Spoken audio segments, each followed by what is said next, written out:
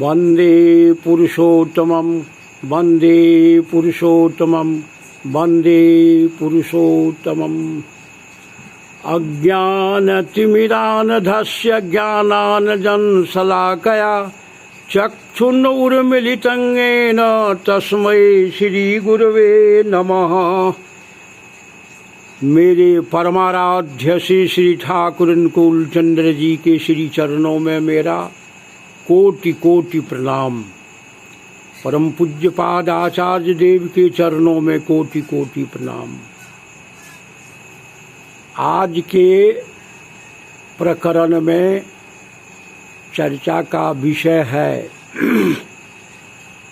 उन रहस्यमय तथ्यों के रहस्योद्घाटन के संबंध में जिसे शास्त्रों में विभिन्न रूपों से हम पाते हैं। द्वंद्व के अंदर जाता है, विभिन्न प्रकार के चिंताओं के अधीन मनुष्य इसे चर्चा में लाते हैं। परम दयाल चाहते हैं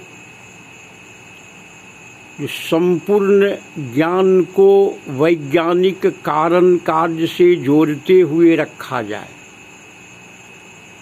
हम सभी जानते हैं, वो कहते हैं जो pull the husk to draw the seed, बीज प्राप्त करने के लिए भूसी को अलग करो। और शास्त्रों में दो महत्वपूर्ण है, एक है साहित्य और दूसरा है इतिहास।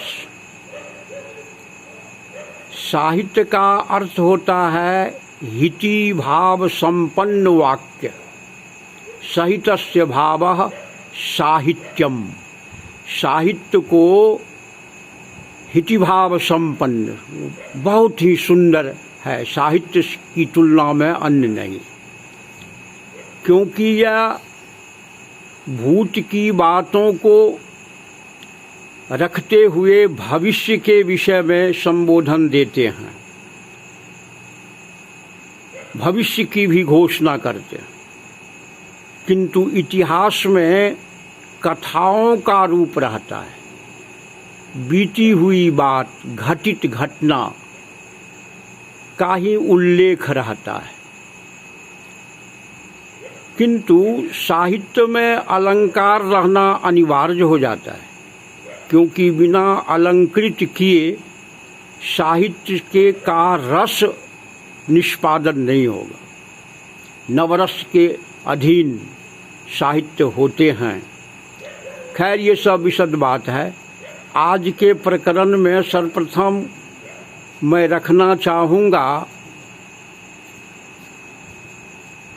माँ अहिल्या के संबंध, माता अहिल्या के संबंध। शास्त्र कहता है जो पत्थर से नारी में परिणति हुई। ठाकुर जी से जिज्ञासा किया गया और यह प्रकरण, यह आलोचना प्रसंग के 18वां खंड में वर्णित है। हम सभी देख सकते हैं, आलोचना प्रसंग 18वां खंड, दिनांक 2/9/1949 कथा प्रसंग में, आलोचना प्रसंग में। पेज नंबर भी हम जाने 96। क्या अहिल्या, यही भाव है, क्या अहिल्या पत्थर से नारी बनी? ठाकुर जी कहते हैं कि शास्त्र में तो जो कहता है उसे मैं क्या कहूँ, लेकिन मेरा अपना विचार मत है जो अहिल्या गौतम नारी थी, गौतम की पत्नी थी, महर्षि गौतम की पत्नी, और अपनी दुर्बलता के कारण तथा अन्य से प्रलोभित होकर के पातिव्रत्य धर्म से विचित हुई, भ्रष्ट हो गई। फलस्वरूप गौतम ने उसे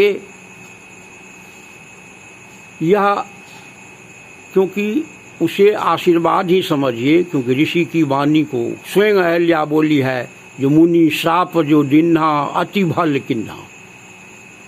देखिए मानस में, जो तुम पत्थर बत हो जाओ,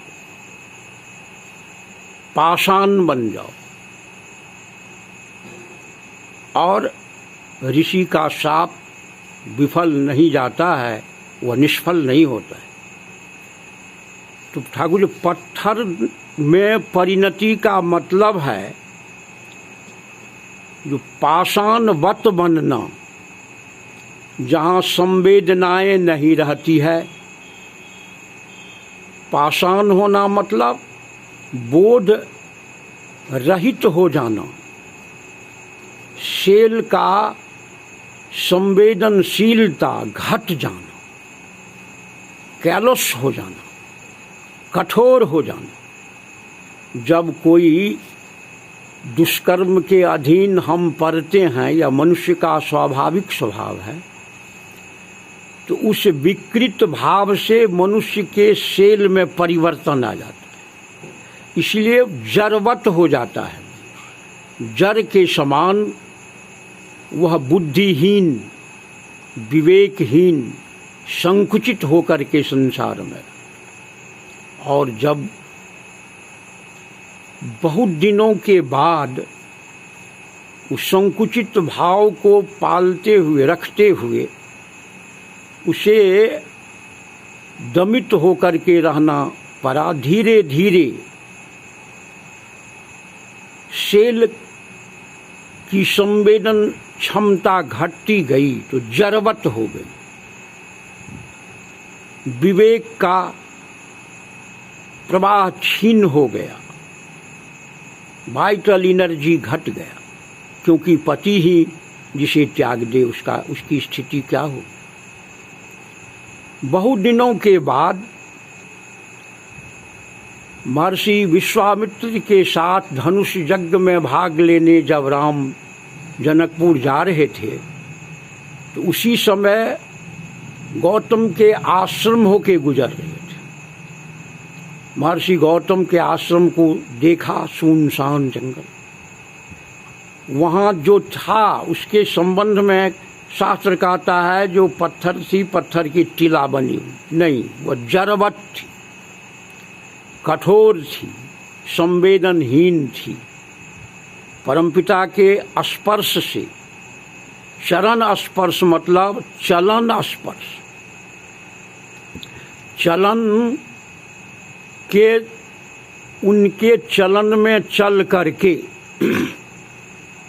स्वयं भगवान राम आए। उत्तिष्ठ जाग्रत प्राप्य वरान निबोधत की बात को ऋषि जो कहते हैं, स्वयं नारायण के जाजन से वह एलिवेटेड हुई, उत्तम हुई। और चरण स्पर्श का है चलन रूपी स्पर्श, अर्थात जड़त्व से मुक्ति होकर गतिशील की अधिकारिणी हुई, जैसा मैं सुना हूँ। ठाकुर जी कहते हैं, इसी रूप में जब मनुष्य डिप्रेस्ड होता है तो उसे गुरुजन, श्रेष्ठ जन सहानुभूति देते हैं, और धीरे धीरे वह उन्मुक्त होते चला जाता है। इसलिए मनुष्य का वह जो भाव रहता है, क्योंकि सर्वा बाधा विनिर्मुक्तो, जितनी बाधाएं हैं, जितना उलझन है, जो पाप पतित पथ पर ले जाता है वही तो पाप है।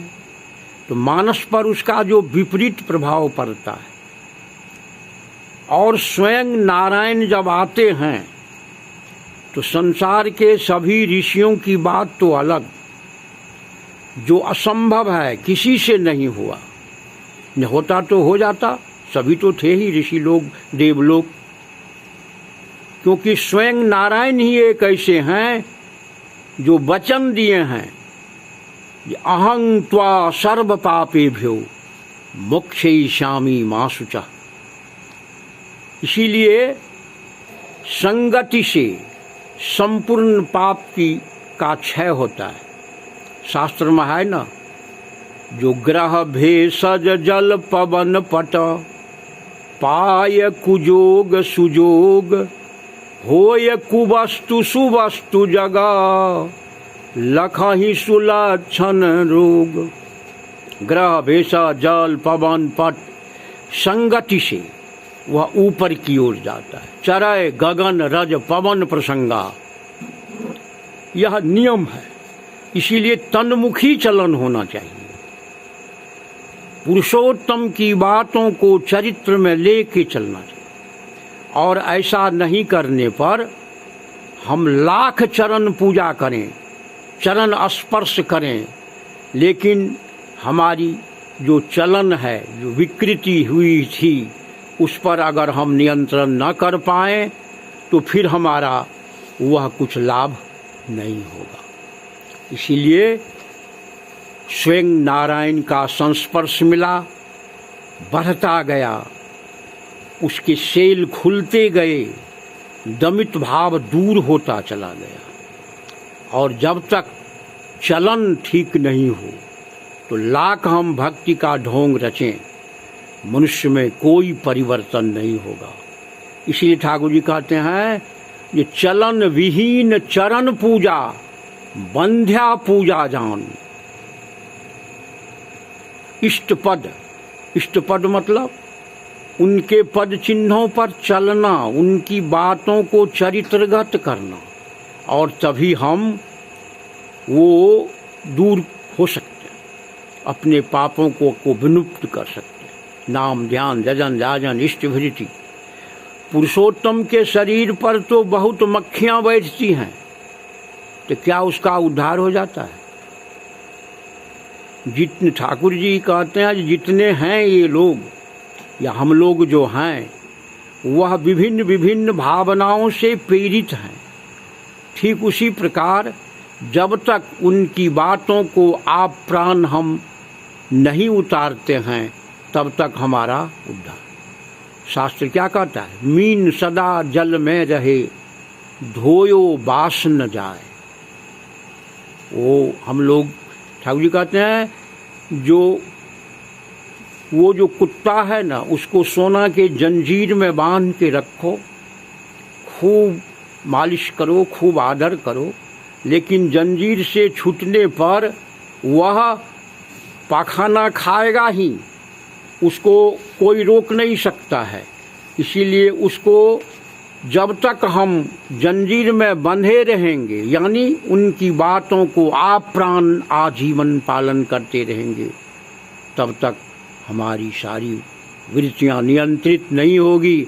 और जब तक वृत्तियां नियंत्रित नहीं होगी, तब तक हम जीवन में सार्थक नहीं। यही कारण है जो माँ अहल्या को राम का चरण स्पर्श यानी चलन स्पर्श हुआ और वह पाप से मुक्ति पाई। दूसरा प्रक्रम है, आलोचना प्रसंग के 12वां खंड में हम लोग देखें, जो सबरी के संबंध में कहा गया है, जो माता सबरी भगवान को जूठा बैर खिलाई थी।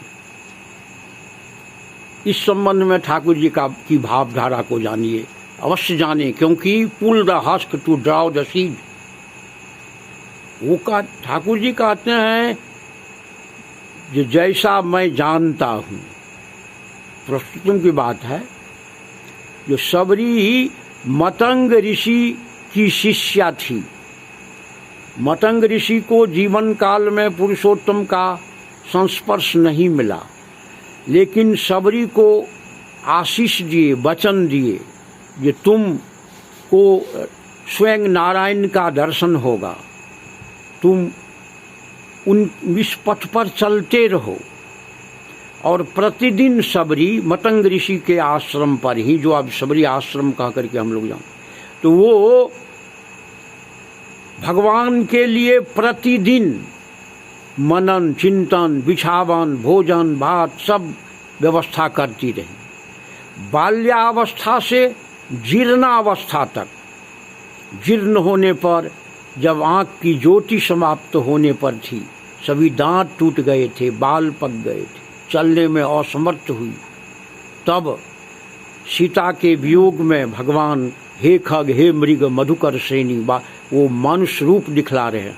उसी समय शबरी के आश्रम पर पहुँचे और शबरी को प्रफुल्लित हो, जन्म सार्थक हो गया, भाव विभोर हो गई। और मानस क्या कहता है, ये कंद मूल फल सुरस सुहाई, कंद मूल फल सुंदर रस वाले पदार्थ भगवान को अर्पित किया भोजन के लिए, भगवान तृप्त होकर ग्रहण किया। इसमें झूठे का सवाल कहीं नहीं है, क्योंकि जो पवित्र सदाचारी नारी, वैसे भी भक्त लोग भगवान को अपना जूठा कहीं खिलावे, कहीं दे, और सदाचारी चीज दे।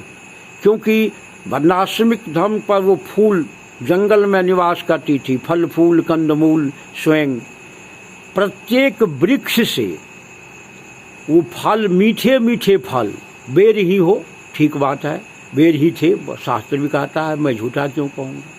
तो प्रत्येक वृक्ष के मीठे फलों को चख करके उसे वह रखती थी रोज प्रतिदिन।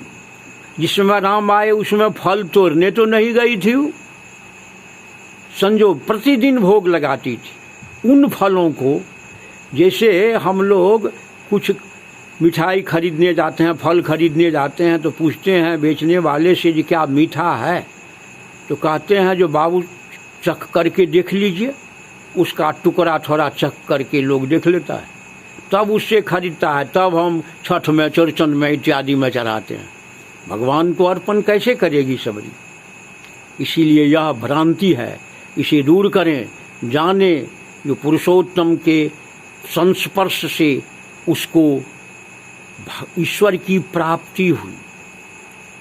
ठाकुर जी खुद बोले हैं जो शबरी को पुरुषोत्तम की प्राप्ति हुई और अहल्या को पाप से मुक्ति मिली, दोनों में फर्क है। एक केवल भगवान के लिए थी, नारायण के दर्शन के लिए, गुरु के आदेश के पालन के लिए, तब अहं त्वा सर्व पाप, पापी नहीं थे, उनको चाहिए केवल भगवान। और ये पाप से मुक्त होना चाहती थी, अपने पति के पास जाना चाहती थी, गौतम के पास जाना चाहती। इसीलिए भक्ति से प्राप्ति और भक्ति से मुक्ति में प्राप्ति चरम है।